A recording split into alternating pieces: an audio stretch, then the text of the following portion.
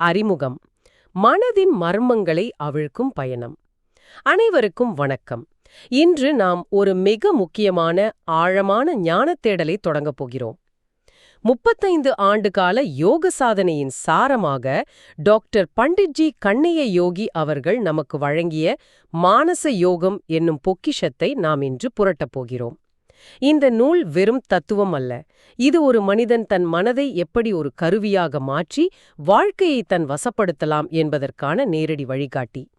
அம்பத்தூர் ஆத்ம யோக ஞான சபா மூலம் உலகெங்கும் பரவிய இந்த யோக ரகசியங்கள் இன்று நமக்கான ஒரு பாடமாக மாறப்போகிறது. இப்போது நாம் இந்த நூலின் 10ஆம் அத்தியாயத்திற்குள் நுழையப் போகிறோம். அத்தியாயம் 10, மனமும் சோதிடமும். ரொம்ப அற்புதமான ஒரு அத்தியாயம் இது. ஆமா. இப்போ இந்த தலைப்பை கேட்ட உடனே உங்களுக்கு ஒரு ஆச்சரியம் வந்திருக்கலாம். கொஞ்சம் கற்பனை செய்து பாருங்கள். நீங்க இரவு நேரத்துல வானத்தை பாக்குறீங்க.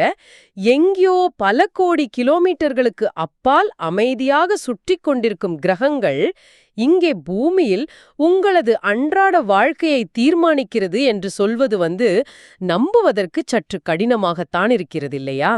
கண்டிப்பா.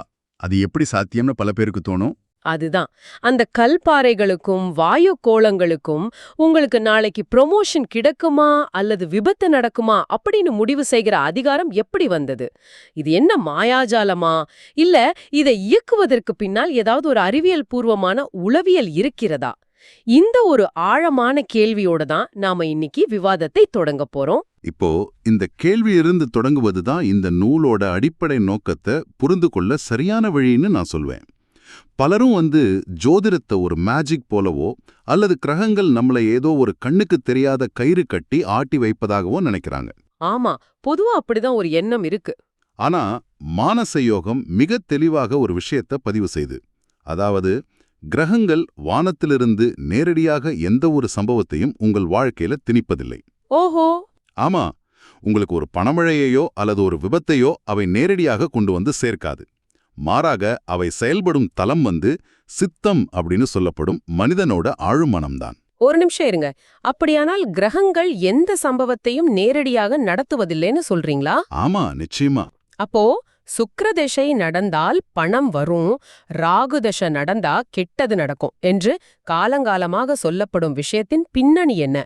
கிரகங்கள் என்ன, நம்மளை இயக்குற ஒரு ரிமோட் கண்ட்ரோலா? ரிமோட் கண்ட்ரோல் அப்படிங்கிற வார்த்தையை விட அதை ஒரு தூண்டுதல், அதாவது ஒரு ட்ரிகர் அப்படின்னு சொல்லலாம். ஒரு தூண்டுதலா? எப்படி? இப்போ மனிதனுடைய சித்தம், அதாவது ஆழ்மனம் அப்படிங்கிறது பலவிதமான வாசனைகளை, அதாவது முந்தைய பதிவுகளை உள்ளடக்கிய ஒரு பெரிய கிடங்கு மாதிரி. ஒரு குறிப்பிட்ட கிரகத்தோட தசை அல்லது புத்தி நடக்கும்போது அந்த கிரகம் தன்னுடைய தன்மைக்கு ஏற்ப உங்க ஆழ்மனதில் உள்ள ஒரு குறிப்பிட்ட எண்ணத்தை தூண்டிவிடுது.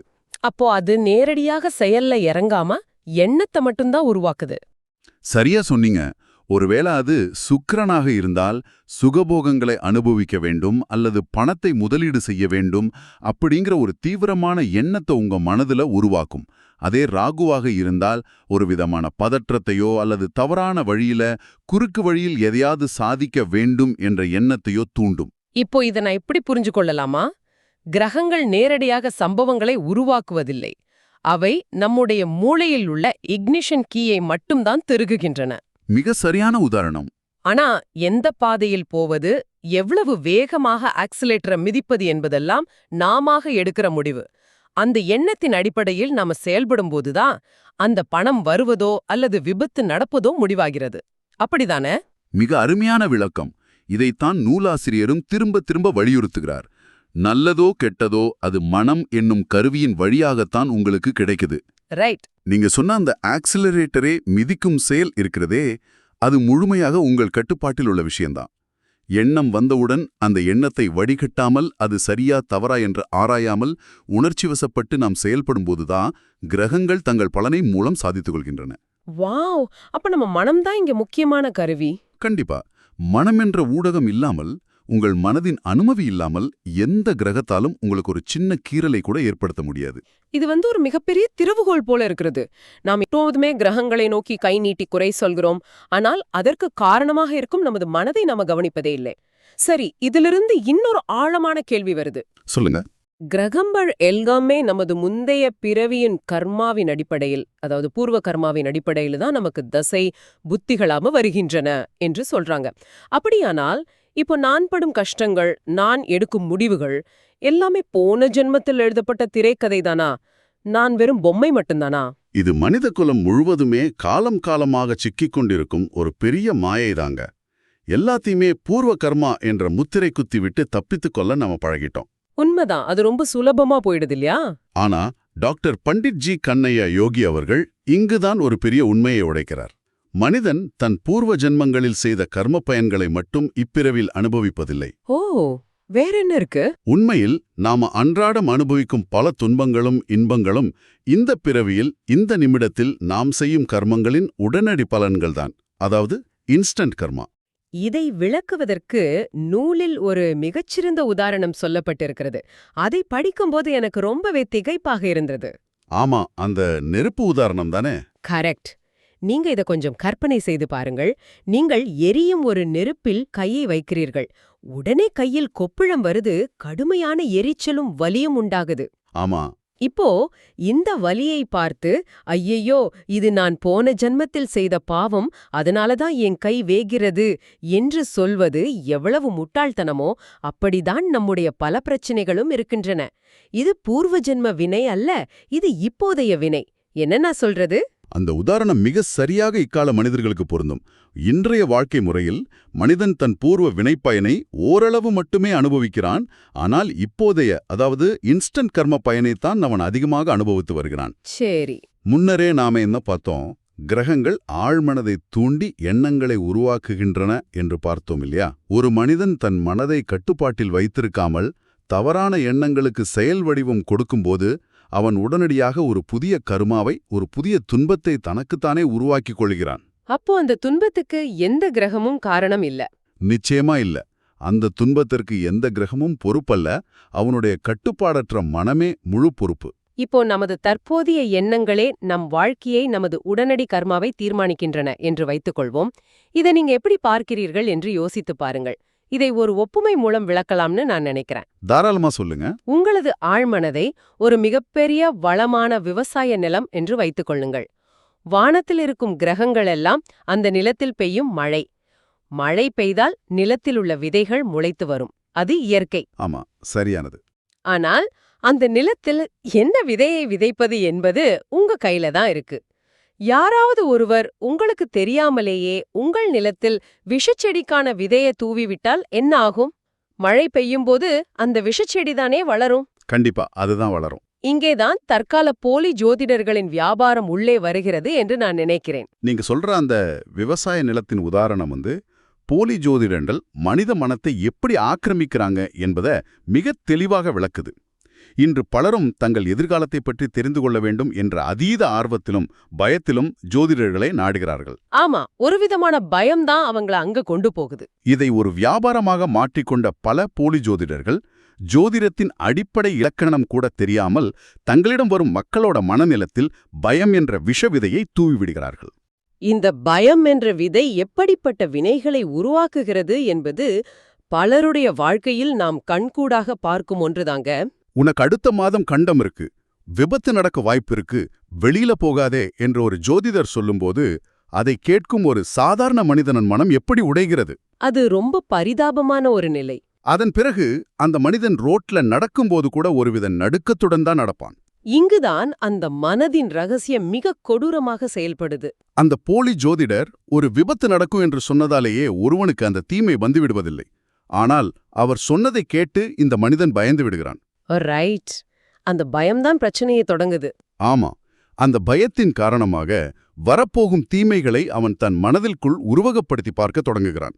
அதாவது விஷுவலைஸ் பண்றான். அவன் அறியாமலேயே அவனது ஆழ்மனதில் அந்த விபத்தின் காட்சிகளை தொடர்ந்து ஓட விடுகிறான். ஓ, அப்போ எண்ணங்கள் செயலாக மாறுதா? நாம ஏற்கனவே பார்த்தபடி எண்ணங்கள்தான் செயல்களை ஈர்க்கின்றன. தொடர்ந்து தீமையையே நினைப்பதன் மூலமாக அந்த தீமையான எண்ணங்களுக்கு அவனே உயிர் கொடுத்து நிஜமாகவே ஒரு விபத்தை நோக்கி தன்னை தள்ளிக் கொள்கிறான். அந்த ஜோதிடர் அப்படி சொல்லாமல் இருந்திருந்தால் இவன் மனதில் அந்த பயமும் அந்த உருவகப்படுத்தலும் நடந்திருக்காது, அந்த துன்பமும் அவனுக்கு வந்திருக்காது. இது ஒரு வகையான உளவியல் ரீதியான செல்ஃப் ஃபுல்ஃபில்லிங் ப்ராஃபஸி போல இருக்கு. நீங்களே உங்களுக்கான விதியை உருவாக்கிக்கிறது. ஆனா கெட்டது நடக்கும் என்று சொன்னால் மட்டும் இப்படி ஆவதில்லை. நல்ல பலன்கள் நடக்கும் என்று ஜோதிடர் சொன்னதே நம்பி ஏமாந்தவர்களின் கதையும் நூல்ல இருக்குல்ல. ஆமா, அதுவும் ஒரு முக்கியமான பாடம்தான். உங்களுக்கு ராஜயோகம் வரப்போகிறது, எதுல கை வச்சாலும் பொன்னாகும் என்று ஜோதிடர் சொல்லியதை நம்பி உழைக்காமல் குறுக்கு வழியில் முதலீடு செய்து மனைவியின் நகைகளை விற்று இருந்ததையும் இழந்து நடுத்தெருவுக்கு வந்தவர்கள் பலர் பேர் இருக்காங்க. இதுவும் அவர்கள் மனதில் விதைக்கப்பட்ட பேராசை என்ற எண்ணத்தின் விளைவுதான்.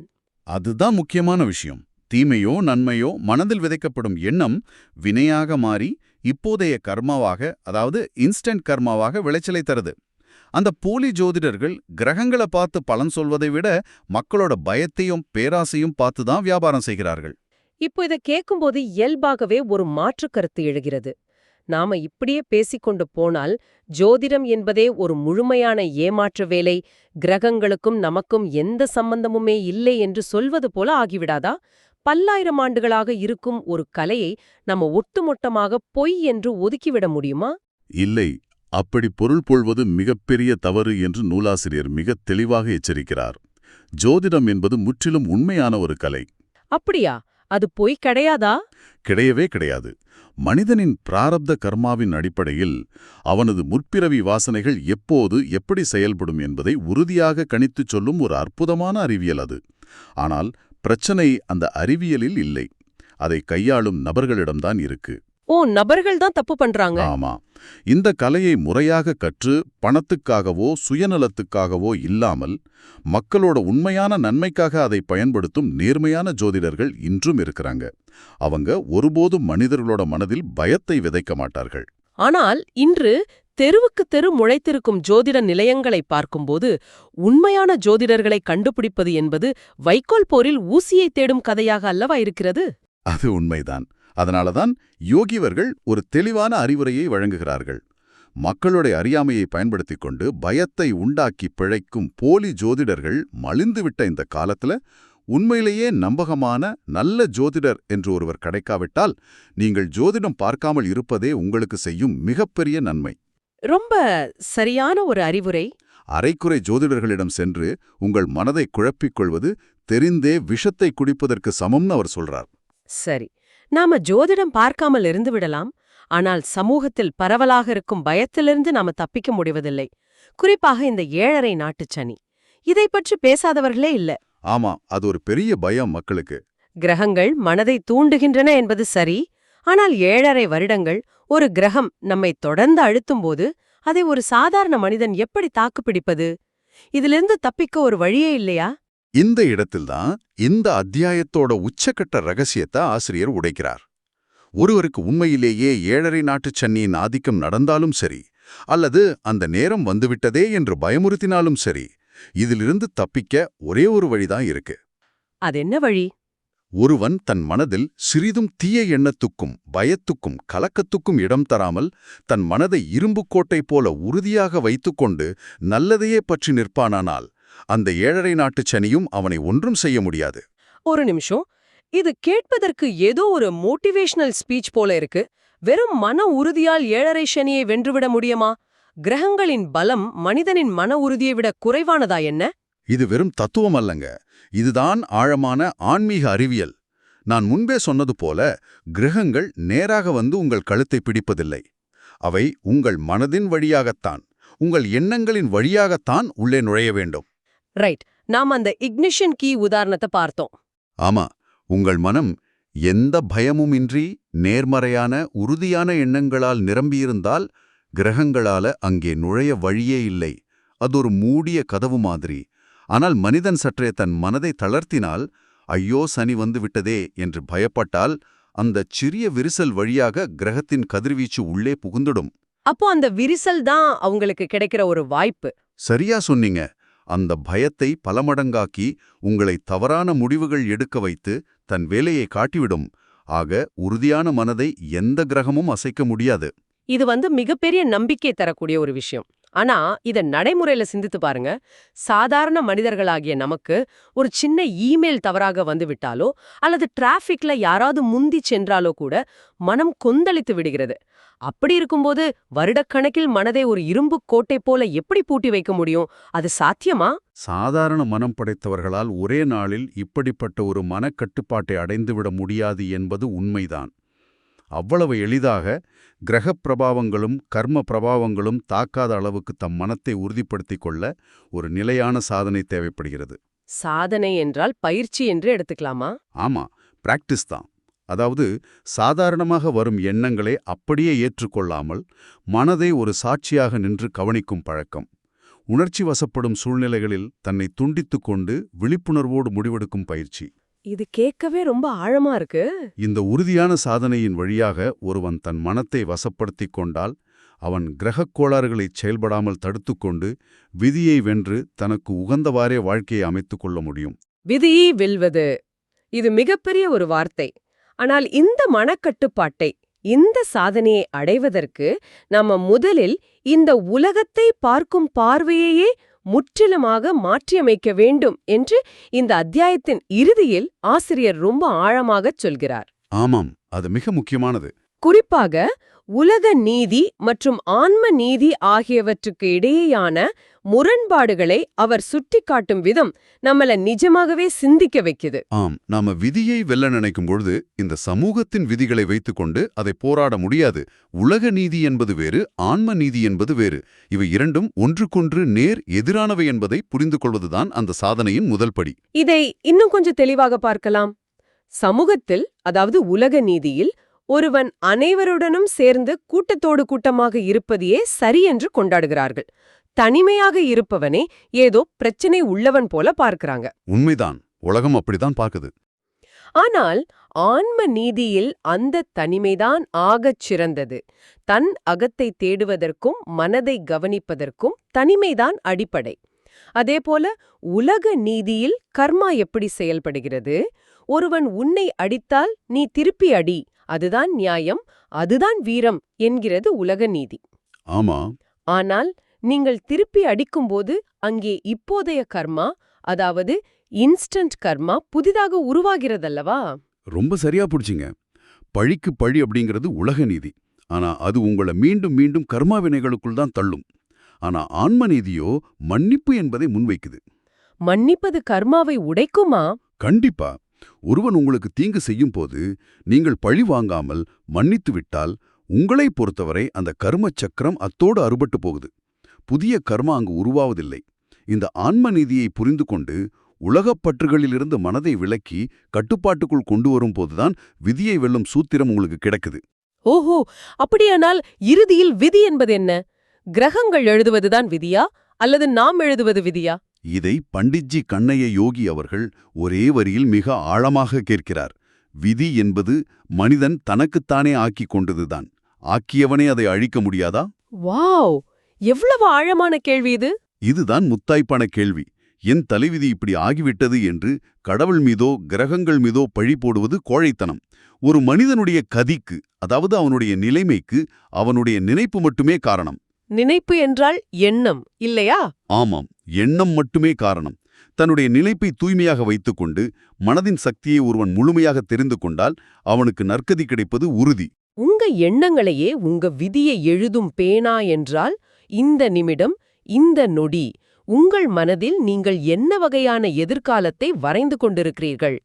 ஜோதிடர்கள் சொல்லும் பயம் என்ற மாயவலைக்குள் சிக்கி உங்களது கர்மாவையே நீங்களே சிக்கலாக்கிக் கொள்ளப் போகிறீர்களா? அல்லது கிரகங்களையே தடுத்து நிறுத்தும் அளவிற்கு விதியை வெல்லும் அந்த இரும்பு கழியான மன உறுதியை உருவாக்கப் போகிறீர்களா? சிந்தித்துப் பாருங்கள். இது ஒரு அருமையான சிந்தனை. இப்போது வீடியோவின் இறுதிப் பகுதி. இவ்ளோ நேரம் கேட்டதுக்கு ரொம்ப நன்றி. இந்த Tamil voice reads channel monetisation இல்லாம தான் நடக்குது. இந்த ஆடியோ புக் உங்களுக்கு பயன் தருது என்று நினைத்தால் இந்த முயற்சி தொடர்ந்து போக உங்க ஆதரவு மிகவும் உதவும். என்னுடைய இந்த முயற்சிக்கு நன்கொடை அடிக்க விருப்பம் இருந்தால் டிஸ்கிரிப்ஷன்ல கொடுக்கப்பட்டுள்ள UPI ID மூலம் வழங்கலாம். உங்களால் முடிந்த அளவு போதும். சிறிய ஆதரவும் பெரிய உதவிதான். இந்த வீடியோ உங்களுக்கு பயனுள்ளதாக இருந்தால் சப்ஸ்கிரைப் பண்ணுங்க. மற்றவர்களுக்கும் பகிர்ந்து கொள்ளுங்கள். இந்த கருத்துக்கள் அவர்களுக்கும் தேவையாக இருக்கலாம். லைக் பண்ணுங்க, உங்க கருத்துக்களை கமெண்ட்ல பகிருங்க. மனப்பூர்வமான நன்றி.